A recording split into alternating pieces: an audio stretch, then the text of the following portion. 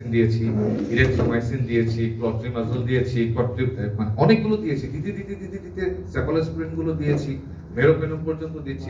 দিতে এখন এমন অবস্থা যে কিছু কিছু সিঙ্গেল ছোট ছোট জায়গায় মেরোপেনম পর্যন্ত রেজিস্ট্যান্ট। বিশ্বাস হয়? মেরোপেনমের মতো অ্যান্টিবায়োটিক রেজিস্ট্যান্স কাজ করে না। কাজ করে কোনটা? ওই ফার্স্ট জেনারেশন সেফারনিন। মানে অদ্ভুত একটা ব্যাপার। তো এই রেজিস্ট্যান্সটা বর্তমান বিশ্বে খুবই কনসার্ন একটা ব্যাপার।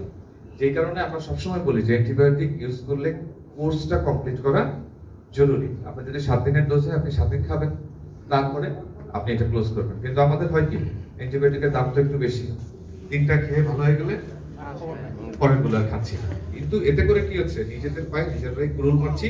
আমরা এই দুর্ঘটনাগুলোকে ডেকে ডেকে নিয়ে আসতেছি।